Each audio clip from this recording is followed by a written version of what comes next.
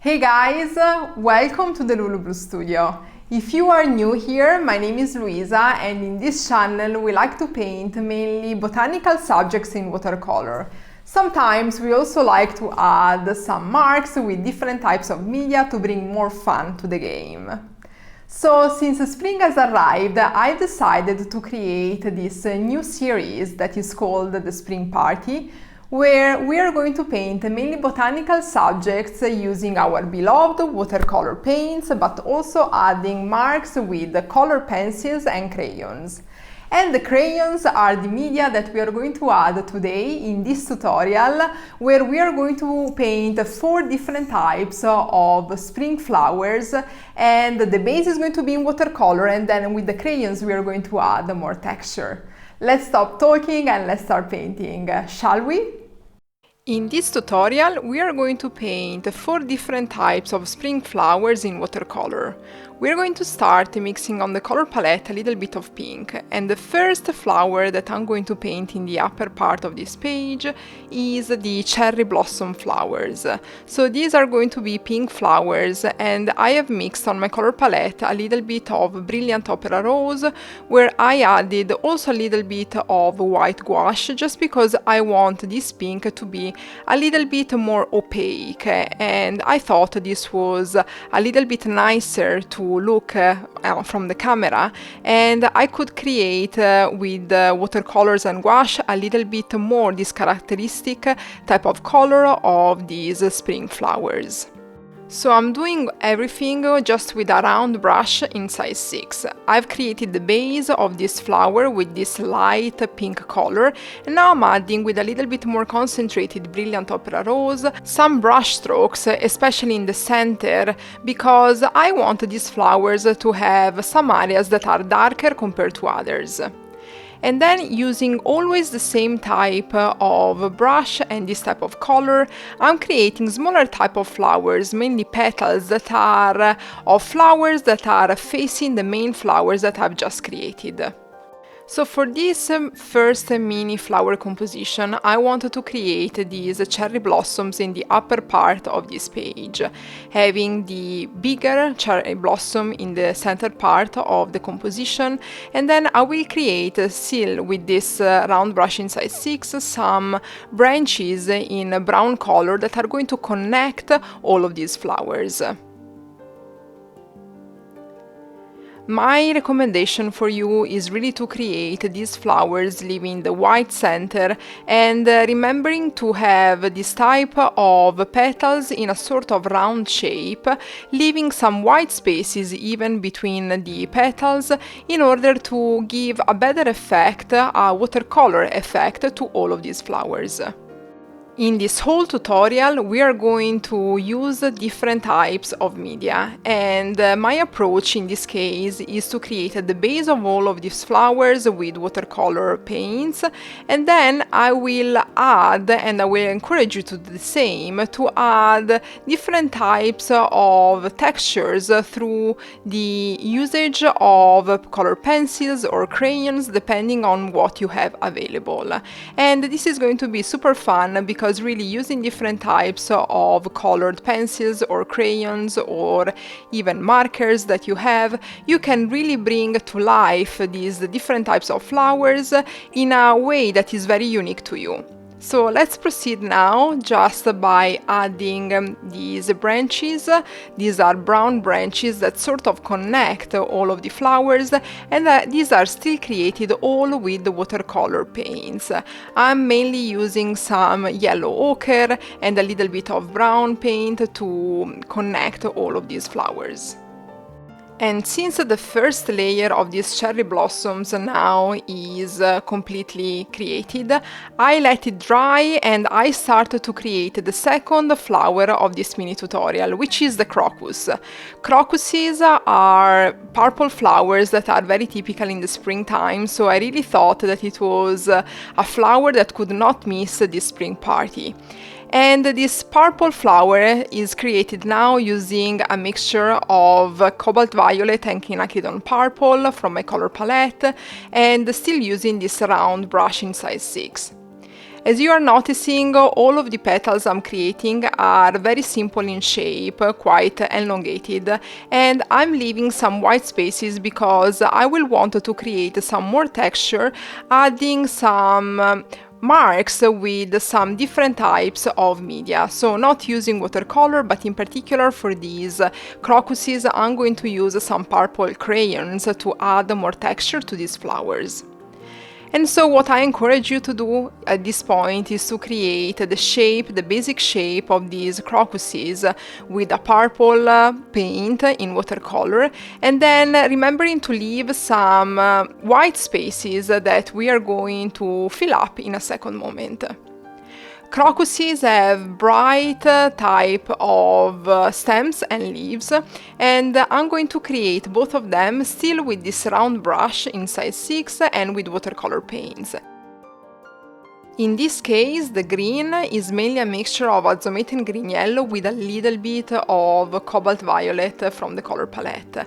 And then I'm adding some darker brush strokes still with this same brush, still in watercolor, adding a little bit more of Cobalt Violet or a little bit of Cobalt Green Dark, which is a darker type of green that I have on my color palette.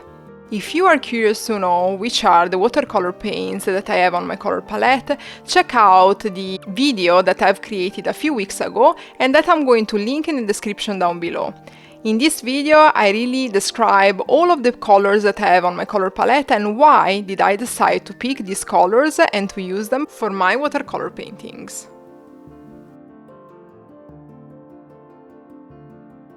When I am satisfied with the shape of the petals of this crocus and with the shape of the leaves, I proceed creating the third mini composition of this tutorial. And the flowers I'm going to create now are the quince flowers, which are small red flowers that are usually hanging from some branches with small green leaves. I start creating the small red flowers with this same brush in size 6 and with some Scarlet Red paint. This is watercolor paint, and I am just creating some small C shapes to create these small types of sort of roses. I create these roses in different areas, keeping in mind that in a second moment I will want to create some branches that are going to connect these round shapes. Therefore, I just keep in mind to have them quite clustered together, because the quince plant has these flowers that are all next to each other. With this same brush and just using the tip, I'm going then to create the branch of these flowers that are going to connect all of them. And I'm using some yellow ochre watercolor paint to create this connection. Also in this case, we are creating just the base of all of these flowers with watercolor paints.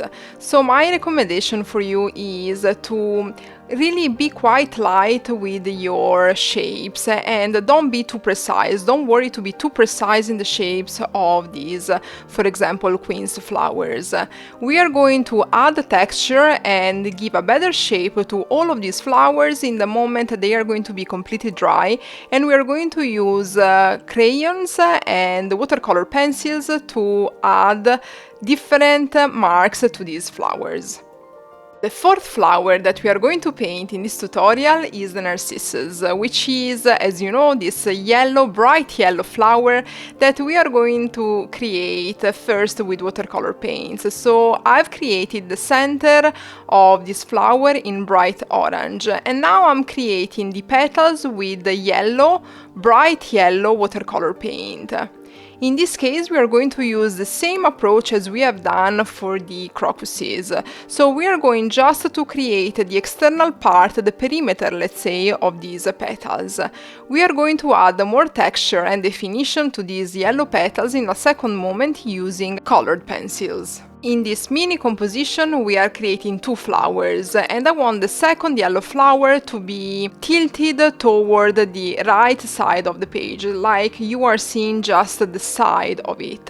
And so I start creating the center of this flower in yellow paint, and then I create the petals in a triangular, quite elongated way, and I create just two of them because we are seeing the flower by the side. Remember to keep the center part of these flowers empty because we are going to add texture in a second moment. If you love painting watercolor flowers and you are a beginner, remember that you can always download the Beginner's Guide to Watercolor Flower Painting, which is an ebook I wrote for all of the beginners out there that want to learn how to paint watercolor flowers in loose style.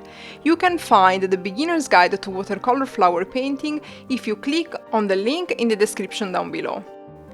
And now it's time to paint the leaves of these flowers, and therefore I mix a little bit of Sap Green and a little bit of Cobalt Green Dark, and I create these leaves just by adding pressure to the page with the belly of my brush and then releasing the pressure in order to create the tip of these long leaves.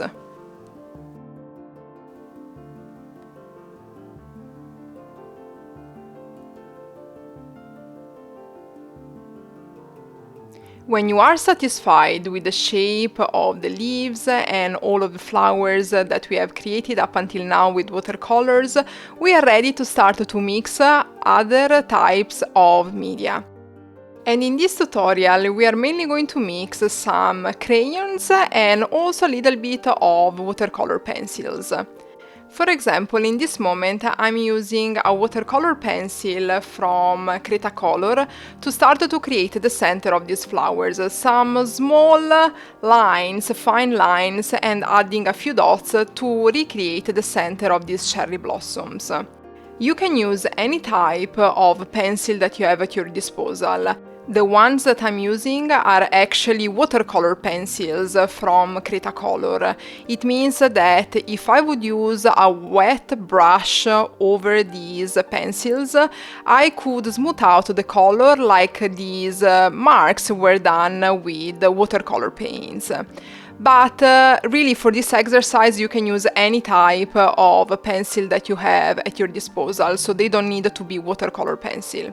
In my case, for example, I've also added the center of these flowers with some inks. This is an ink pen because I wanted to give a little bit more definition to the center of these flowers and also to create some areas that were more fine compared to the lines that I could create just with the watercolor pencils. And so in this moment I'm just creating fine lines and some small dots in the center of these cherry blossoms. And at this point the fun part starts, because I take my Caran d'Ache Neocolor 2, this is a water-soluble wax pastel, and I take the one in pink color where I basically define the shape of the petals of these cherry blossoms, and I start to add marks into the center part of these flowers to create more texture. In this case, these wax pastels are actually water-soluble wax pastels. It means that the same as for the pencils, I could actually add a little bit of water and transform, smooth out these strokes in some watercolor marks, because the wax pastels are actually water-soluble. But if you don't have them available, you can obtain exactly the same type of result with some normal wax pastels that you have that are not water soluble. So you can either use wax pastels or you can use your watercolor pencils, and my recommendation for you is really to highlight the shape of these petals and really add some contrasting colors into these flowers and the branches of this composition. The process is very simple because it really means to take your colored wax pastel or your color pencil and really go over the shape that you have highlighted with your watercolors. I suggest you to start this step in the moment that the watercolor base with which you have created your flowers is completely dry, because otherwise you will have a little bit of difficulty in creating these additional strokes, especially if you're using pencils and pastels that are not water soluble. And so I do the same with the crocuses, and in this case I'm taking my purple wax pastel and I am adding some strokes just using the tip of my pastel, and I am basically highlighting again the shape of these petals.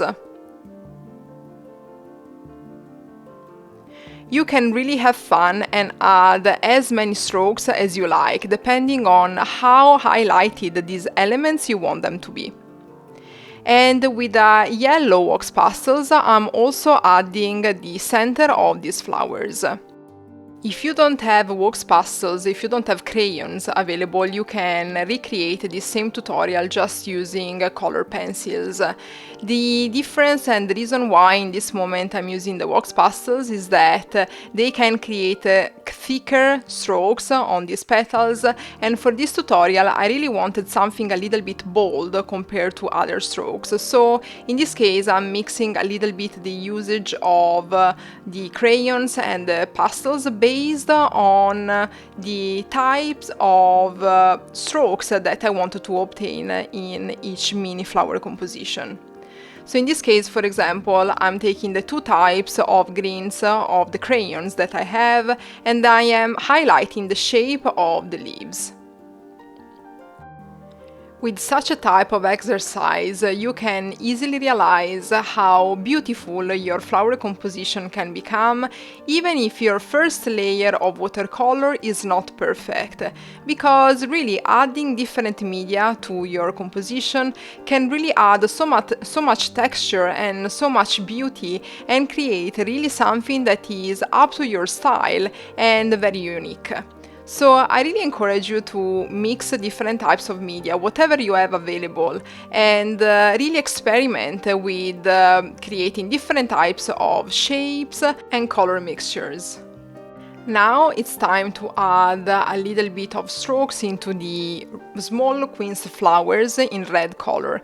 And so I took first my brown pencil that it's a little bit darker compared to the watercolor marks that I've created to create these quince flowers, and I'm adding some more definition, and I'm also adding additional strokes to enhance the round shape of these small flowers.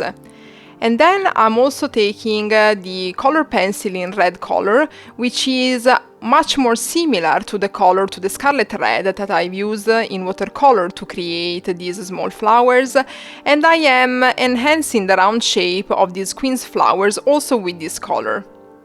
I really like how the brown and the red are mixing together and bringing to life these small quince flowers. Then with the green pencil I start to add small green leaves all over the branches and around the quince flowers. To create these small leaves, I'm being not perfect and really creating some small marks all around the flowers. When you are experimenting with different media and, for example, you're using some pencils, like in this case, remember that you don't need to be perfect in the shape of the elements you are creating. You can really be loose in the same way as you are when you are creating flowers in watercolor. You can define more texture and you can define better the shape of the elements you are creating, adding in a second moment different strokes. So just try to have fun and play with the media you have in front of you, and remember that you can be as loose as you are as when you are playing with watercolor paints. In this case, for example, I've decided to add even more texture using my crayons and adding some strokes with some dark and some lighter green.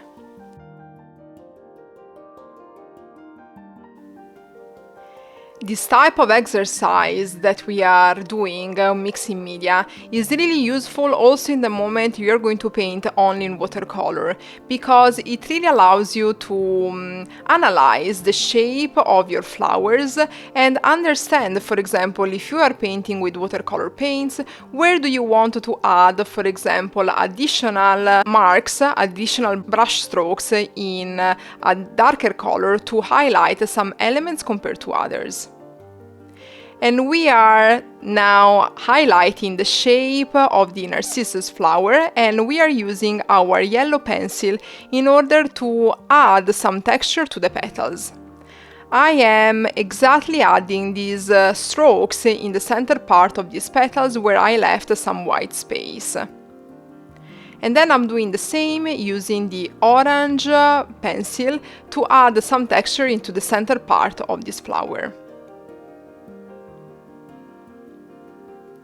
I really like how adding these marks with different types of media really helps me to define and even obtain shapes for petals and leaves that I didn't expect to obtain in first place.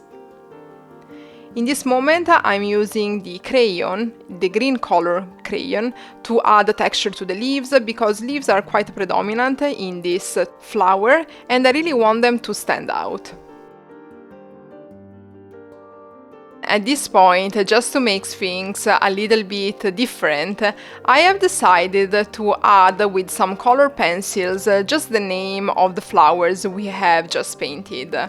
So in this case, I'm writing cherry blossom under the first pink flower. This is just an idea that I wanted to give you, because of course you can paint all of these 4 flowers as we have done in this tutorial, but you can also, for example, just paint one of these 4 on a card and gift this type of painting of yours to one of your friends or relatives.